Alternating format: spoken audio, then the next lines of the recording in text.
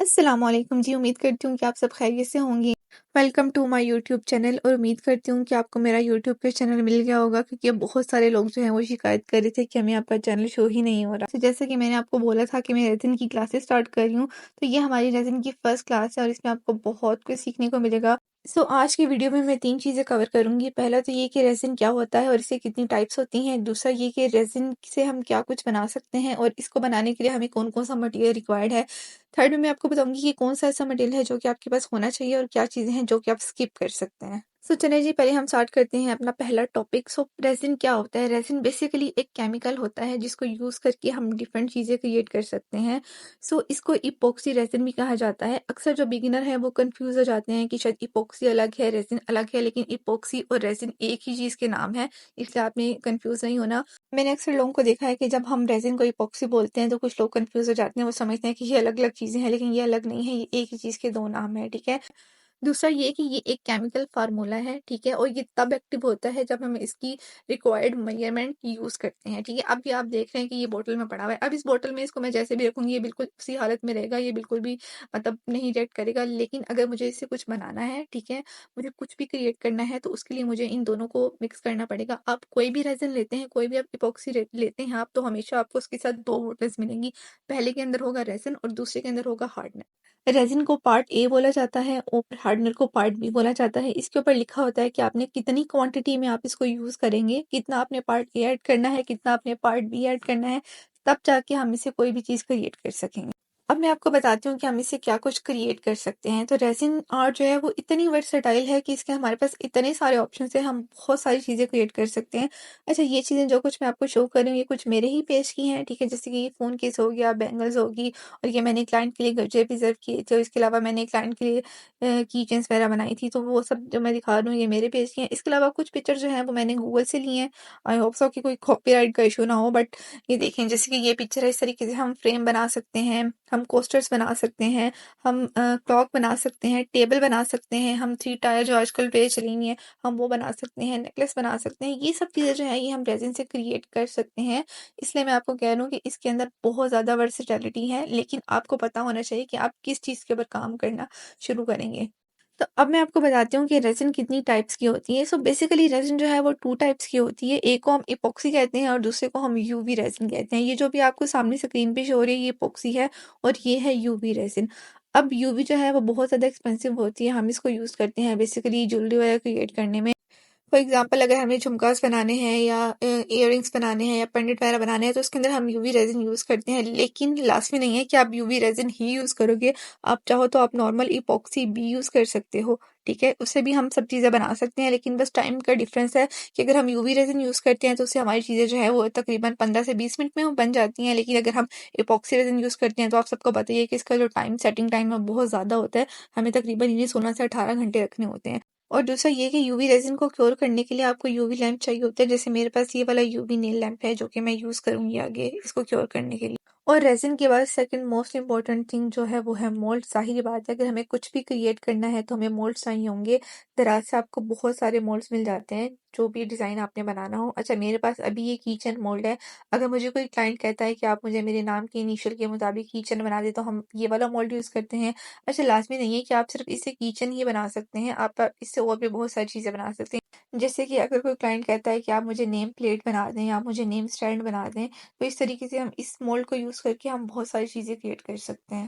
तो अब आप लोग सोच रहे होंगे कि यार इस डब्बे के अंदर क्या है, मैं आपको ये डब्बा क्यों दिखा रही हूँ? तो बेसिकली इस डब्बे के अंदर मैंने अपने सारे रेज़िन के मोल्ड्स रखे हुए हैं, जो भी मैं यूज़ करती हूँ। फॉर एग्ज़ाम्पल जितने भी छोटे-छोटे मोल्ड्स हैं, जितने भी वो मैंने इस डब्बे के अंदर रखने का ये मकसद है कि वो अपनी सही पोज़ीशन में रहे। जैसे मेरे पास कुछ ज्वेलरी के मोल्ड्स हैं, कुछ कोस्टर्स के मोल्ड हैं, कुछ कीचेन्स के मोल्ड हैं, तो इन सबको यूज़ कैसे करना है उसके लिए मैं एक अलग से वीडियो बनाऊँगी और मैं आपको बताऊँगी कि आप इससे क्या कुछ बना सकते हैं। इसके अलावा हमें चाहिए है वेट मशीन। हमेशा याद रखें कि जब भी आप अपने किसी भी प्रोजेक्ट पे काम करें, चाहे वो छोटा है, चाहे वो बड़ा है, तो आपने हमेशा अपने रेज़िन को और हार्डनर को करेक्ट रेशियो में वेट स्केल की मदद से ज़रूर मेज़र करना है, ठीक है? क्योंकि रेज़िन की जो मतलब हम चीज़ बनाते हैं वो डिपेंड ही करती है उसकी मेज़रमेंट में। अगर आपकी रेज़िन की मेज़रमेंट ठीक नहीं है, तो आप कोई भी प्रोडक्ट बनाएँगे ना, वो आपका ज़ाया हो जाएगा। और जैसे कि आपको पता है कि ये मटीरियल ही इतना एक्सपेंसिव है, तो हम अफ़ोर्ड नहीं कर सकते कि हम इतना मटीरियल ज़ाया करें। इसीलिए आपने हमेशा रेज़िन के लिए वेट स्केल ही यूज़ करना है। इसके बाद हमें चाहिए है पिगमेंटेशंस। यहाँ पे मेरे पास 3 तरह के पिगमेंटेशंस हैं। एक है एक्रेलिक कलर, इसके अलावा है मेरे पास मीका पाउडर और ये है कुछ लिक्विड फॉर्म में, ठीक है? इन तीनों का अभी मैं आपको रिज़ल्ट दिखा देती हूँ कि अगर आप इन तीनों में से यूज़ करते हैं तो ये इसका जो रिज़ल्ट है वो थोड़ा कैसा होता है। फॉर एग्ज़ाम्पल अगर मैं एक्रेलिक कलर यूज़ करती हूँ रेज़िन में तो उसका जो रिज़ल्ट है वो थोड़ा ऐसा होगा। ये देखिए यहाँ पे मैंने ये फ़ोन केस बनाया था और इसकी बेस के लिए मैंने जो कलर यूज़ किया था वो मैंने वाइट कलर यूज़ किया था और इससे जो है बहुत ही अच्छा मुझे रिज़ल्ट मिला था। तो ये जो पिक्चर है अगर आप चाहें तो आप मेरे इंस्टाग्राम पे भी देख सकते हैं। तो ये मैंने फ़ोन केस जो है ये मैंने एक्रेलिक की मदद से बनाया था। नेक्स्ट है मेरे पास ये वाले लिक्विड रेजिन पिगमेंटेशंस। ये जो है ये टोटल 12 कलर्स होते हैं और आप इन डिफरेंट कलर को यूज़ करके भी आप कुछ ना कुछ क्रिएट कर सकते हो। ये डिपेंड करता है कि क्लाइंट जो है उनको मतलब वो क्या डिमांड कर रहे हैं, ठीक है? अब ये जो है ये थोड़े लाइटर कलर में होते हैं। अब मैं आपको इनका रिजल्ट दिखाती हूँ। ये देखिए मेरे हाथ में ये जो मैंने कुछ पेंडेंट बनाए थे ये पिंक कलर यूज़ करके और इनका जो रिजल्ट है वो थोड़ा ऐसा होता है, यानी कि ये थोड़े लाइटर शेड्स में होते हैं। सो अब हम आ जाते हैं अपने थर्ड मेटेलिक शेड्स की तरफ। सो ये जो हमारे मेटेलिक शेड्स जो हैं ये सबसे ज़्यादा यूज़ किए जाते हैं और ये थोड़े डार्क होते हैं। इनका जो रिज़ल्ट और इफ़ेक्ट है वो बहुत ही ज़्यादा प्यारा होता है। तो इसलिए मोस्टली रेज़िन आर्टिस्ट जो हैं वो ये वाले यूज़ करते हैं। ये थोड़े शाइनी होते हैं और ये काफ़ी डार्क कलर्स होते हैं, ठीक है? सो अब मैं आपको इसका रिज़ल्ट दिखाती हूँ। मैं आपको एक पिक्चर शो करती हूँ और देन आपको पता लगेगा कि इसका जो रिज़ल्ट है वो कैसा होता है। अच्छा, ये मैंने एक की चेन बनाई थी और ये जो है मैंने इनको यूज़ करके बनाया था मेटालिक शेड को और इसका जो रिज़ल्ट है वो बहुत ही प्यारा था। इसके अलावा ये जो क्लॉक बनी हुई है और ये जो 3 टायर ट्रे बनी हुई है तो इसके अंदर जो हमने कलर यूज़ किए हैं वो ये मेटालिक शेड्स हैं। और इसके अलावा हमें चाहिए है लाइटर, क्योंकि अक्सर रेज़िन के साथ काम करते हुए हमारी रेज़िन में बबल बन जाते हैं और उन बबल्स को रिमूव करने के लिए हमें लाइटर का इस्तेमाल करना पड़ता है। अगर तो आप बिगिनर हैं तो आप लाइटर इस्तेमाल कर सकते हैं, अगर नहीं तो आप चाहें तो आप बबल रिमूवर स्प्रे का भी यूज़ कर सकते हैं। अच्छा, लाइटर इस लिहाज से भी अच्छा है कि आप इस लाइटर को बाहर से रीफ़िल भी करवा सकते हैं। आप चाहें तो आप इन्हें घर पे भी रीफ़िल कर सकते हैं, लेकिन अगर आपके पास ये दोनों नहीं हैं तो अगर आप बिगिनर हैं तो आप चाहें तो आप माचिस का भी यूज़ कर सकते हैं। इसके बाद हमें चाहिए है गोल्डन फॉइल पेपर। इन्हें फॉइल फ्लेक भी कहते हैं या फिर इन्हें क्रश्ड फॉइल भी कहते हैं। तो ये जो है ये भी आपको दराज से मिल जाएंगे। अच्छा, ये 3 डिफरेंट शेड्स में मिलते हैं, मेटालिक में, गोल्ड में और सिल्वर में, लेकिन सबसे ज़्यादा जो है वो गोल्ड में यूज़ किया जाता है। इससे बहुत ज़्यादा रॉयल लुक लगता है। इससे ये है कि डिज़ाइन और ज़्यादा ब्यूटीफुल लगता है, डिज़ाइन इन्हेंस हो जाता है। तो बजाय कि आप सिल्वर पे और मेटालिक पे पैसे वेस्ट कर रहे हो जो कि इतने यूज़ भी नहीं होते हैं, आई सजेस्ट कि आप गोल्डन की एक बड़ी डब्बी ले लो और वो जो है वो आपको काफ़ी लंबे अरसे के लिए चल जाते हैं। इस अब है मेरा ये बॉक्स, इसके अंदर मैंने काफ़ी कुछ चीज़ें रखी हुई हैं, तो ये डिफरेंट प्रोजेक्ट के लिए यूज़ होती हैं। आप अगर तो आप बिगिनर हैं, तो आपको इतना सब कुछ नहीं चाहिए है। फॉर एग्ज़ाम्पल जैसे कि मेरे पास ये पेंडेंट पड़े हुए हैं, अगर कोई परचेज़ करना चाहे मुझसे तो कर सकता है, लेकिन ये जो है ये आपको नहीं चाहिए हैं। इसके अलावा ये पॉलीमर क्ले है और ये कुछ आर्टिफ़िशियल फ्लावर्स हैं, तो ये सब आपको नहीं चाहिए हैं। आपको इसमें से चाहिए हैं सिर्फ़ और सिर्फ़ होलो अल्फ़ाबेट्स, ये आपको दराज़ से मिल जाएँगे। जैसे कि आप सबको पता है कि विनाइल स्टिकर्स बहुत ज़्यादा एक्सपेंसिव होते हैं, तो उसके अल्टरनेटिव आप चाहें तो आप ये होलो स्टिकर्स यूज़ कर सकते हैं। अगर तो आपके क्लाइंट का बजट कम है, तो आप उनको उनके बजट के अंदर रहकर ये होलो स्टिकर यूज़ करके आप उनको एक अच्छा डिज़ाइन क्रिएट करके दे सकते हैं।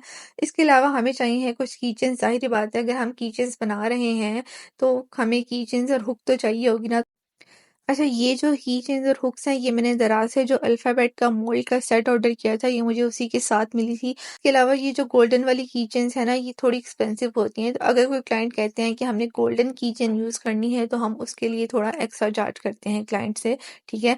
बाकी ये सिल्वर वाली जो है, ये थोड़ी-सी मतलब लाइट वेट होती हैं एज़ कम्पेयर टू गोल्ड वाली। गोल्डन वाली जो है, वो बहुत ज़्यादा हेवी होती हैं, ठीक है? तो बाकी ये मैंने एक पेज से ऑर्डर की थी, जैसे कि मैंने आपको पहले भी बताया मैं अपनी एक वीडियो में। पेज जो है वो मैंने ऑलरेडी मेंशन कर दिया है अपने इंस्टाग्राम पे, आप चाहें तो आप वहाँ से देख सकते हैं। इसके अलावा हमें चाहिए हुक और हुक के अलावा हमें चाहिए है ड्रिल मशीन।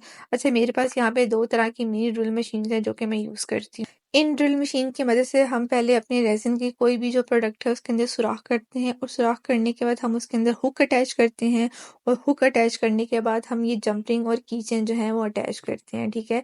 सो ये मैं आपको बता रही हूँ ड्रिल मशीन। बहुत सारे लोग हैं जिनको नहीं पता होगा कि हम ड्रिल मशीन को कैसे फिक्स करते हैं। तो इस तरीके से इसकी नीडल होती है, नीडल को जो है वो आपने इसके अंदर डालना होता है और इसके बाद आपने इसको अच्छे से ऊपर टाइट कर देना है। अच्छा, आपने इसको अच्छे से ज़ोर से टाइट करना है, क्योंकि अगर आप इसको अच्छे से टाइट नहीं करेंगे तो इसकी ये जो नीडल है ये अंदर चली जाती है। बाकी ये थी हमारी आज की रेज़िन क्लास।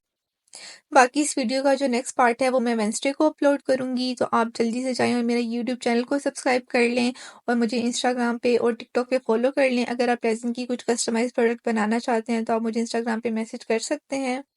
बाकी प्राइजेस की डिटेल मैंने मेंशन कर दी है और इसके अलावा जो मैंने लिंक है वो भी मैंने नीचे लिंक बॉक्स में दे दिए हैं, तो आप वहाँ से विजिट करके ज़रा से चीज़ें ऑर्डर कर सकते हैं। So thank you so much. अल्लाह हाफ़िज़। Bye bye.